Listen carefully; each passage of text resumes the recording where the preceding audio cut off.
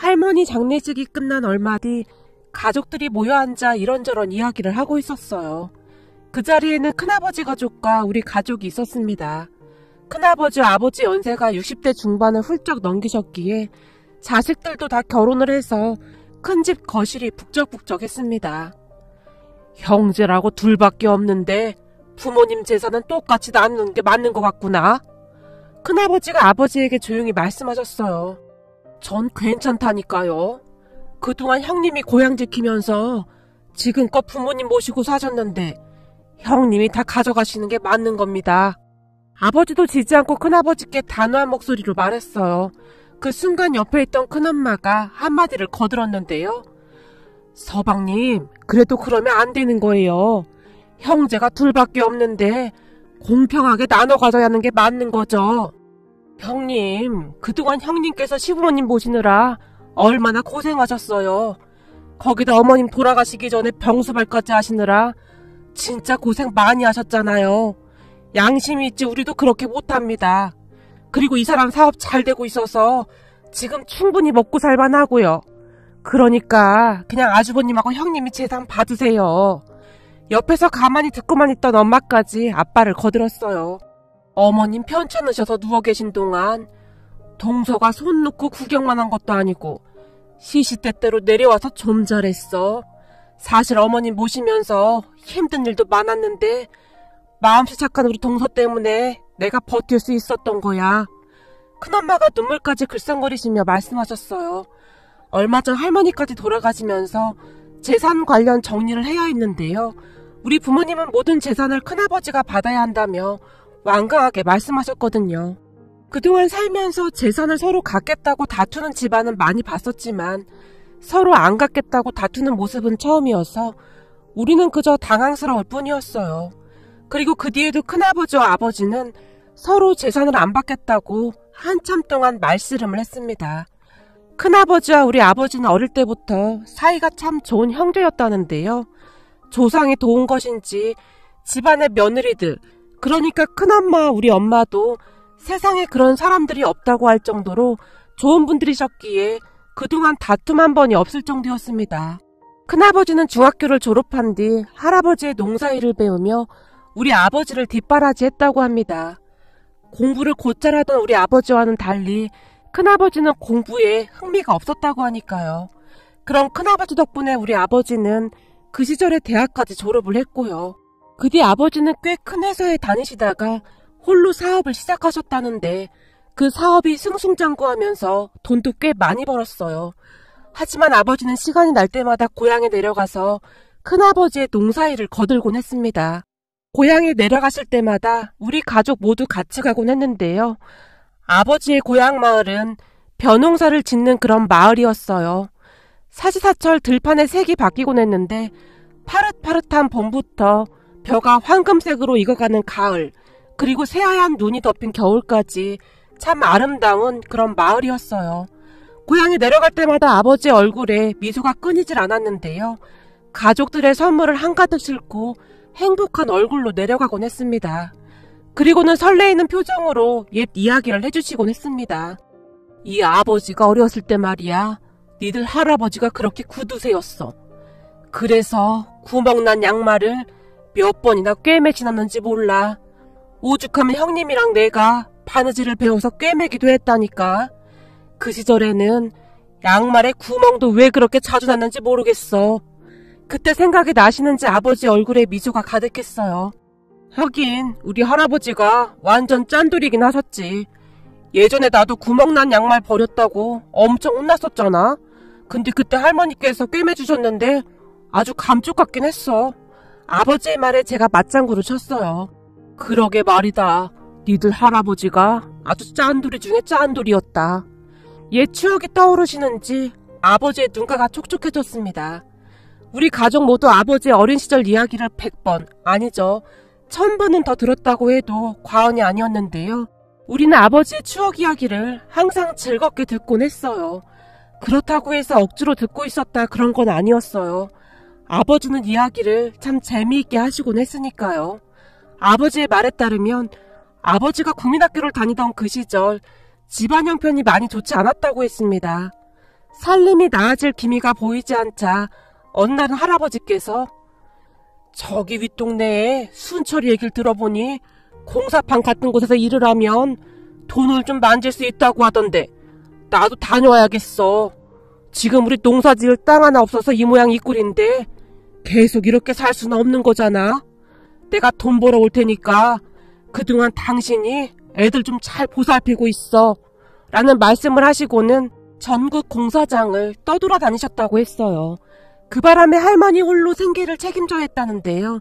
할아버지께서 간혹가다 돌아오셔서는 그동안 번 돈을 할머니께 주고 가셨다는데 할아버지께서 고생고생 하시면서 벌어온 그 돈이 아깝고 미안해서 정말 아끼고 아끼면서 살았다고 합니다. 니들 할머니가 돈을 얼마나 아꼈냐면 말이야. 이 아빠가 학교 다닐 때 도시락을 싸가지고 다녔거든. 근데 니들 할머니가 도시락통을 하나만 사서는 거기에 형님과 내 밥을 같이 싸주셨단다. 도시락이 한 갠데 어떻게 그렇게 해요? 그게 말이야. 니들 할머니가 아주 기가 막힌 방법을 생각해냈거든. 그때는 양은 도시락통을 가지고 다녔거든. 거기에 밥을 싸주셨는데 니들 할머니께서 그러셨다. 길섭이 네가 딱 밥만 먹고 길룡이한테 갖다 줘야 한다. 알겠냐? 신신당부를 하셨어. 그때 형님이랑 내가 학년이 틀린데도 우린 그냥 알았다고 했고. 우와, 근데 창피하고 그렇진 않았어요? 라고 제가 물었는데요. 글쎄 그때 당시 그런 생각을 할 틈이 있었나 모르겠네. 점심시간만 되면 형님을 기다리던 생각만 나거든. 근데 우리 형님이 말이야 항상 밥을 조금만 먹고 가지고 왔어. 거기다 반찬도 거진 다 남겨왔고 나랑 나이 차이도 얼마 나지 않던 형님이 내 생각을 항상 했던 거 아니겠냐. 그런 형님 덕분에 난 항상 배부르게 밥을 먹고 냈었어. 그때 반찬이라고 해봐야 김치, 장아찌, 그리고 고추장 그런 것들이었는데 혹여나 멸치조림이라도 있는 날이면 형님은 멸치조림에 손도 대지 않고 그대로 가지고 오기도 했거든. 그러니까 형님은 항상 고추장에 맨밥만 먹거나 김치에다가만 먹거나 그런 거야. 난 그때의 기억이 지금도 잊혀지지가 않는구나. 거기다 그때는 교실 중앙에 난로도 있었는데 그 난로 위에 양은 도시락을 쌓아놓으면 양은 도시락이 뜨끈하게 데워졌거든. 그러면 그 양은 도시락통을 막 흔들면 안에 고추장과 밥이 잘 비벼져서 그렇게 맛있을 수가 없었다. 그때 난로 비워야 해서 산으로 솔방울 주우러 다니고 그랬었는데 그때 기억이 나는구나. 아버지는 큰아버지에 대한 미안함이 참 많으신 듯 항상 그 이야기를 하시곤 했습니다. 큰아버지는 항상 그렇듯 우리 아버지를 챙기셨다는데요. 아마도 할아버지께서 집을 비우는 날이 많다 보니 큰아버지 스스로 할아버지 대신이라는 생각을 하셨던 게 아니었나 싶네요. 그 뒤 할아버지께서 열심히 돈을 벌어오신 덕분에 그리고 할머니께서 열심히 모으신 덕분에 살림이 많이 좋아졌다고 합니다. 그런 할머니 할아버지를 보고 배운 아버지 역시 그렇게 열심히 사셔서 현재는 풍족하게 살고 계시고요.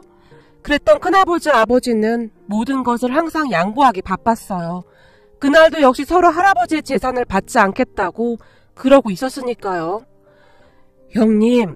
형님이 계속 여기서 사실 건데 농사 잘 지어서 저한테 농작물 좀 보내줘요. 우린 지금 먹고 살만한데 더 이상 필요도 없습니다.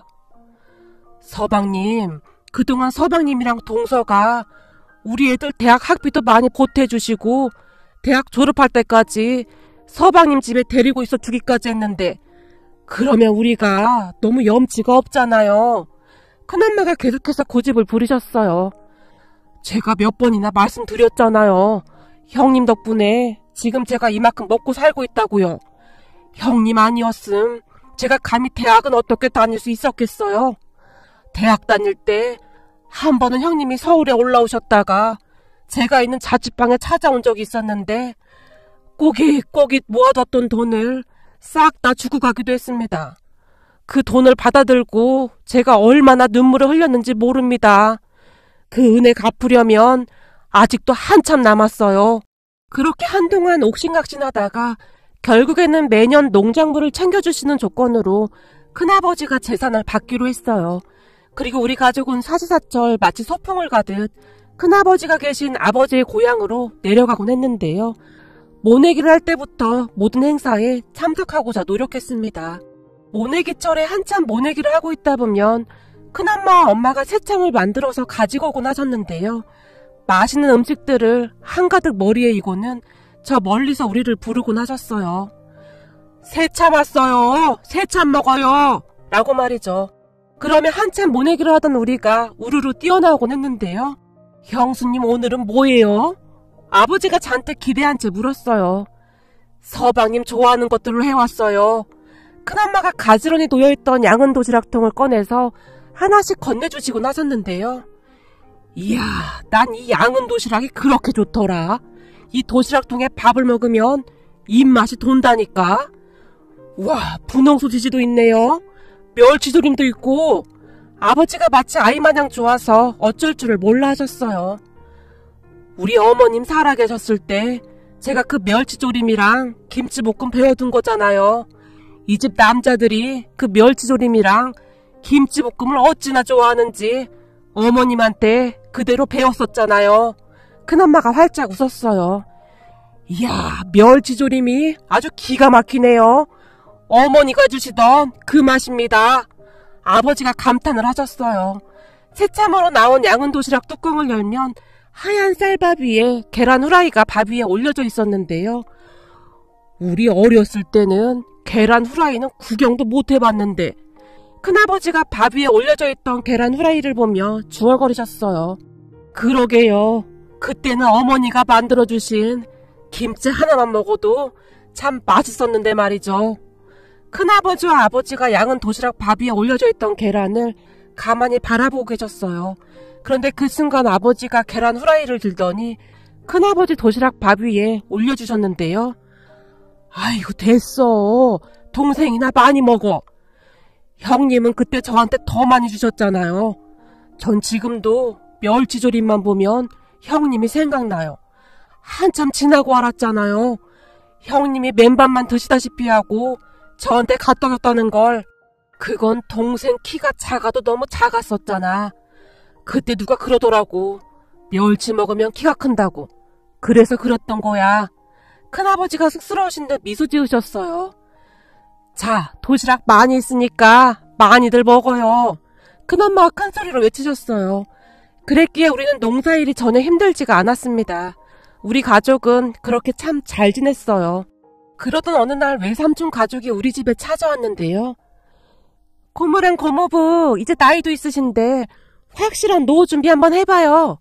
우리 경룡이가 부동산 쪽 일하고 있는 건 아시죠? 기가 막힌 상가가 하나 나왔다고 하더라고요. 무슨 신도시에 상가를 분양한다는데 그거 사놓으면 아주 대박이라는데 서로 분양받겠다고 줄을 섰다네요. 외숙모가 부모님에게 은근슬쩍 말을 꺼냈어요. 글쎄요. 저희는 지금도 괜찮습니다. 굳이 무리하게 그럴 필요가 없어서요. 아버지가 정중하게 거절을 했어요. 아니, 지금 사업도 잘 안 돼서 곧 접을 거라면서요? 나중에 자식들한테 손 벌리지 않으려면 철저히 준비를 해놔야죠. 아니, 연예인들이 돈 벌어서 왜 그렇게 상가 건물을 많이들 사겠어요? 조물주 위에 건물주라는 말이 괜히 있는 게 아닙니다. 요즘 금리도 낮은데 이만한 투자처가 없다니까요. 그러니까 한번 잘 생각해보세요. 고모 보니까 내가 이런 정보 주는 거지. 아이고, 이거 다른 사람이 낚아채 가면 배 아파서 어떡해요? 외손과 계속해서 부모님을 설득했어요. 물론 처음에는 부모님께서 그다지 신경 쓰지 않았었는데 허구한 날 찾아와서 꼬셔대니 아버지의 마음이 약간씩 움직이는 듯 했어요. 그렇게 얼마 후 서춘영이 회사 직원과 함께 우리 집으로 찾아와서 상가 건물에 대해 자세하게 설명을 하며 투자를 유도했는데 옆에서 듣고 있던 저까지 혹할 정도로 정말 괜찮아 보였어요. 그리고 얼마 뒤 서춘영과 직원이 돌아간 뒤 아버지가 제게 물었어요. 어떨 것 같냐? 사실 요즘 사업도 신통치 않고 그냥 접을까 하는데 저런 상가 건물 하나 사서 세 받는 것도 나쁘지는 않을 것 같은데 말이야.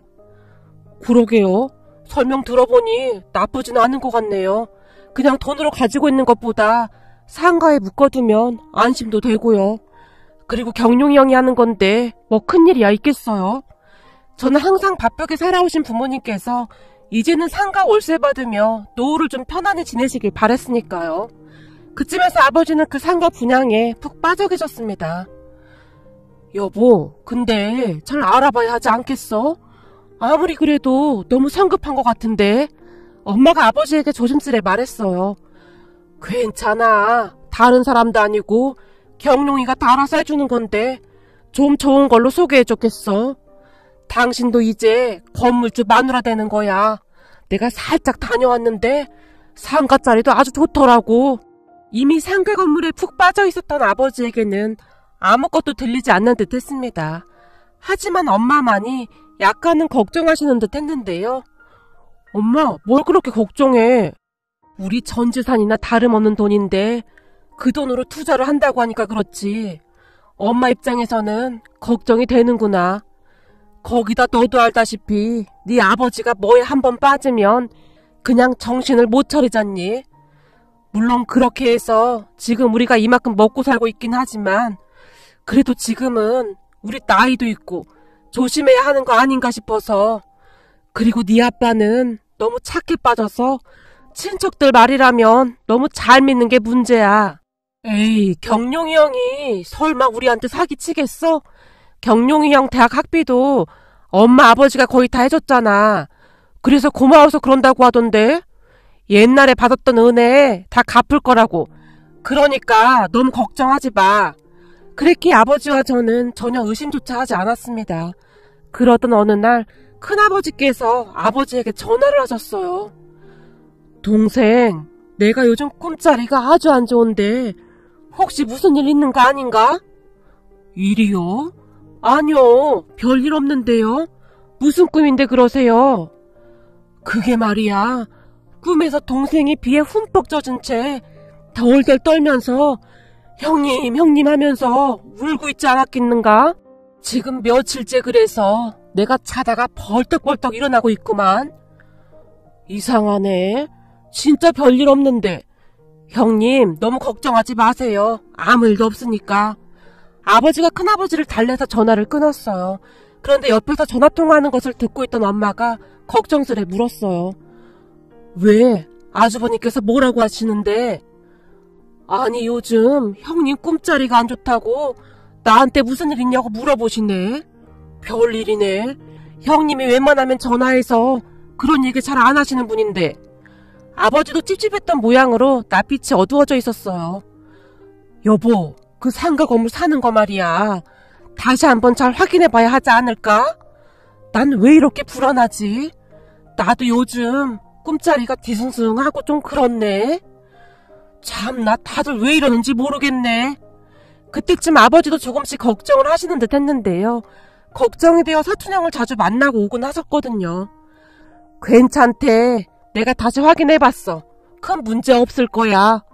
아버지는 사촌형을 그저 철석같이 믿고 있는 것 같았어요. 그런데 사람 일 참 모르는 것이라고 그런 사촌형이 우리한테 사기를 칠지 누가 알았겠습니까? 정말 아슬아슬하게 그 계획에 들통나게 되었는데요. 그 뒤에도 계속 꿈자리가 좋지 않았던 큰아버지가 제게 전화를 하셨거든요. 혹시 네 아버지 사업에 무슨 문제 있는 거 아니냐? 아버지 사업이야. 원래부터 접으려고 했던 거라 그건 큰 문제 될 건 없는데요. 그 사업 접고 무슨 상가를 사신다고 지금 좀 바쁘긴 하세요. 엄마가 조금 걱정하시긴 하던데 아버지가 괜찮다고 큰 소리 치시던데요. 아무리 봐도 뭔가 이상하구나. 큰아버지께서 긴 한숨을 쉬시며 전화를 끊으셨어요. 그런데 얼마 뒤 큰아버지의 아들, 그러니까 사촌형이 불이 났게 집으로 쫓아왔습니다. 작은아빠, 그 상가 분양받으면 안 돼요. 우리 아버지가 저보고 계속 알아보라고 하셔서 제가 혹시나 해서 다 알아봤는데 그거 사기예요. 거기에 작은아빠만 얽혀있는 게 아니라 여기저기 지금 사기당한 사람이 한둘이 아니에요. 사실 사촌형이 경찰관으로 근무를 하고 있었기에 여기저기 물어봐서 확인을 한 모양이었어요. 뭐? 사기? 설마 조카가 고모부를 상대로 사기를 쳤겠니? 그거 우리 처조카가 알아봐 준 건데 내가 거기 사무실까지 다녀왔었어. 사무실도 아주 삐까번쩍하더라고. 그거 다 사기예요. 그러니까 우선 그 조카가 와서 말하면 모른 척하고 계세요. 사촌형의 얼굴이 꽤 심각해 보였어요. 아니 근데 넌 어떻게 알고 확인해 본 거야? 아버지가 하루가 멀다고 계속 전화를 하셨어요. 요즘 이것 때문에 잠도 잘 못 주무신다고 하시면서 잘 좀 알아보라고요. 그냥 건성으로 알아보기 시작한 건데 아주 작정을 하고 사기치려고 했더라고요. 허위 계약서를 작성해서 상가 분양 사기를 치는 건데 주변 시세보다 엄청 저렴하게 분양한다고 광고해놓고 돈 입금받고 입점 시기가 돼서 분양 사무실로 찾아가면 텅텅 비어있고 게다가 한 상가에 여러 명을 계약하기도 하는데요. 그렇게 한탕 제대로 하고 잠적하는 건데 아주 악질 중에 악질이라고 하더라고요. 작은아빠 처조카 친구를 조사하다 보니 예전에 부동산 사기 전과도 있더라고요. 그래서 알게 됐어요. 그 말에 우리 가족 모두가 넋이 나가고 말았는데요. 아니 다른 사람도 아니고 외삼촌 가족이 우리한테 어떻게 그럴 수가 있는 것인지 이해할 수가 없더라고요. 그렇잖아요. 아무리 그래도 그렇지 어떻게 가족한테 그럴 수가 있단 말입니까? 그렇게 여기저기 알아보니 저희 아버지뿐만 아니라 먼 친척들에게조차 이런 식으로 사기를 치려고 친척들을 만나보고 있었다는데 모두들 저희 얘기를 듣고는 기겁을 하고 외삼촌 집으로 다 같이 쫓아갔답니다. 그 바람에 외삼촌이 모른 척하고 사촌형을 불렀다는데요. 사촌형의 집 안으로 들어서자마자 친척분 한 분이 사촌형의 깃방망이를 날려버렸답니다. 너희 놈 사실대로 말 안 하면 감방에 쳐넣어 버릴라니까 당장 사실대로 말해. 그 바람에 집안이 난장판이 됐고요. 그렇게 사촌형이 다 털어놓은 이야기에 의하면 그동안 회사 다니면서 모아놓았던 돈을 주식으로 다 날렸다고 하네요. 그런데 그걸 만회해보려고 평소 알고 지내던 부동산 사기꾼 친구랑 제대로 한탕해서 사기친 돈을 가지고 해외로 잠적할 생각이었답니다. 그 바람에 친척들의 배신감은 어마어마했는데요. 외숙모까지 같이 그 범죄에 가담한지라 외삼촌조차도 모르고 있었다고 하네요. 그렇게 외숙모는 집에서 쫓겨났고 얼마 후에 이혼까지 당했습니다. 세상에 모자가 외삼촌이 살던 집까지 몰래 처분해서 도망갈 생각이었다는데요. 그 이야기를 들으며 모두가 혀를 내두를 정도였어요. 거기다 사기 규모가 꽤 컸다고 하는데요. 우리 친척들은 계약 직전에 경찰인 사촌형이 알아봐줘서 큰 피해가 없었지만 이미 피해를 본 사람들이 꽤 많았다고 합니다. 결국 외사촌형은 그 사기꾼과 함께 구속되었습니다. 아니 우리한테 어떻게 그럴 수가 있어? 거봐, 내가 뭐라고 했어? 뭔가 계속 찝찝하다고 했잖아. 아주버님 아니었으면 어쩔 뻔했어. 그러게 말이야. 형님 아니었으면 진짜 큰일 날 뻔했네. 아버지가 놀란 채 말을 잇지 못할 정도였어요. 그렇게 우리 가족이 큰 댁으로 내려가게 되었고 큰아버지께 몇 번이나 감사 인사를 드렸는지 모르겠네요.